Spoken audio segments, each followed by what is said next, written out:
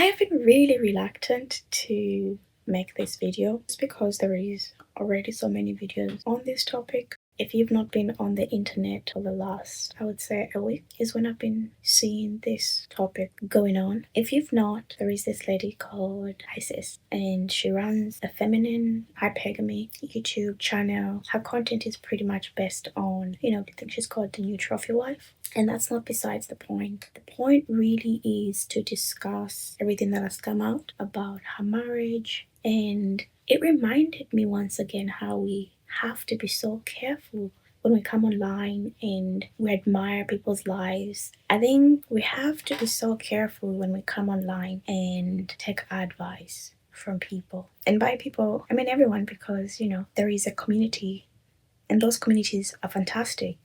For example, if you're learning how to garden, you're learning how to knit, those communities are fantastic. Take the advice, do your hobbies. But when we tune in to people and listen to what they say, and we make decisions about our lives based on that, and it doesn't turn out the way you want it to, with everything that has come out about, the new trophy wife, there's been this great blame on Shira 7, kind of catching the strays. People are like, oh yeah, if she didn't promote this lifestyle, this woman would not have, blah, blah, blah. And not to victim blame. The real victims of the situation are the children, because the children did not have a say in the matter. They did not even have a say in this being public information. It is one of the things I'm a bit like, to broadcast your children's trauma like that. I don't know how to feel about that. It doesn't sit well with me. I do believe that information could have been communicated. She didn't need to tell the world of the reasons why she broke up with her husband, to go into great details. Just because that's those children's trauma living online, anybody that knows them will know that has happened to them. I can't even imagine having to work through those issues later on as an adult, knowing everybody knows what happened to you. Like everybody, like millions of people. Don't listen to people that don't have to live with the decisions that you make. It is so easy to come online. Oh, get the bag, girl. Get the money. Everybody loves money. But the thing is, I'm gonna give an example of other women who prioritized getting the bag over character of a man. Young Miami is a great example. We can talk of like, oh yeah, where she grew up, she was disadvantaged. I'm sure such comfort and such luxury made her life so much easy. But at the other hand of that, given everything that has come out on Brother Love, and given a previous behavior and how she's tweeted at other women that were dealing with Brother Love, I would find it very hard for somebody to convince me that Young Miami was not aware of a large part of what Diddy was doing during the time that they were together, if that behavior did carry on. Allegedly. This woman, never forget this tweet where she tweeted that I can have Diddy on your knees eating my pee. And I was like, wow, girl, really? So you knew his devious ways, but you stayed? Why? Because of money? Yeah. It is a wonderful world to be provided for. It is a wonderful world to be taken care of, to be respected, and all those things. One thing that the internet has really done to us is lied to us, really lying to young women and correlating money with morals. And that's a very loose analysis of the situation, because I feel like morals have been forgotten about. Young women are seeing money and they forget that a person has to still be able to respect you, to be kind, to love you in a way that reflects that respect. A person who loves you, a person who is, I hate repeating these words, high value, whatever, does not abuse you. But forget that. You've got it broken. So while this woman was coming online telling young women the husband she has is the husband that she wishes other women could find, he was gripping her. He was abusing her kids.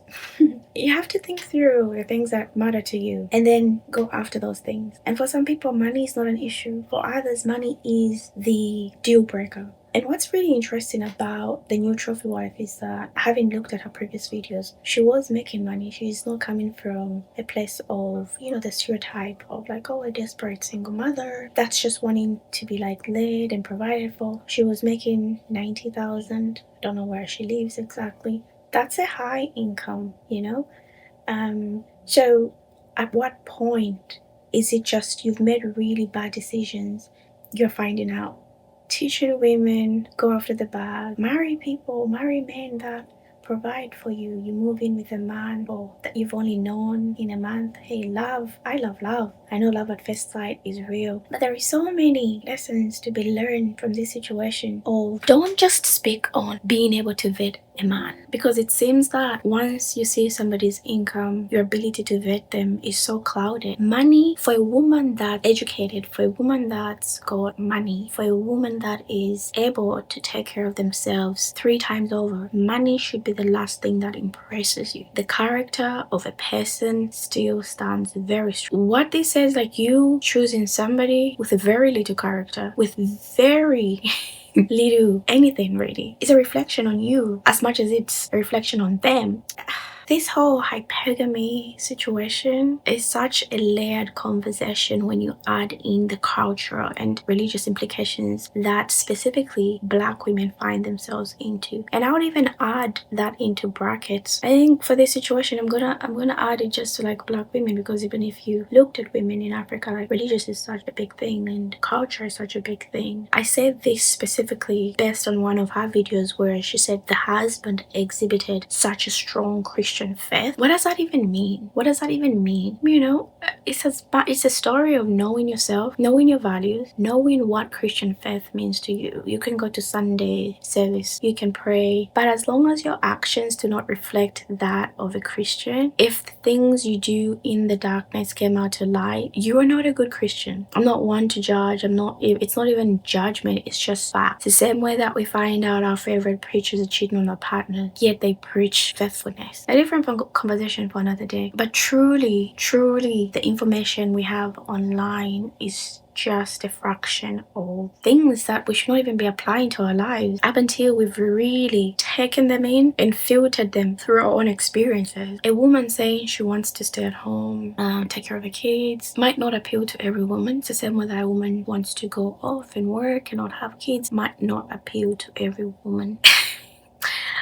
It's hypergamy to me is quite comical when you really think about people's individual geographic locations. Very little women are going to come across men who earn more than 250,000 a year.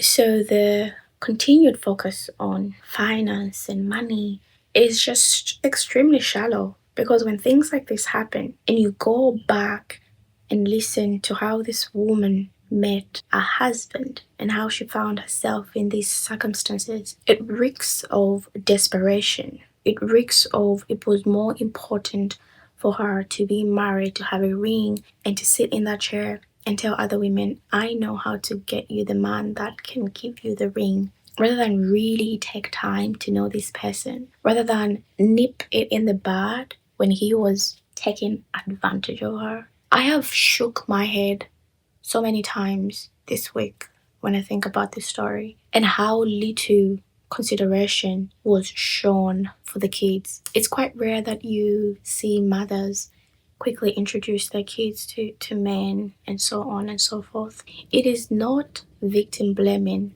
at all. But when you have a situation like this where you can be like, girl, the way you added those numbers, the red flags were there. Money is not everything. Money is not everything. I'm not rich, not poor. I don't come from money. Money is not everything. And when you understand that money is not everything, it lessens the influence that money has on you as a person. Because once you're desperate for something, any ounce of financial freedom from any living, breathing thing is going to look attractive to you.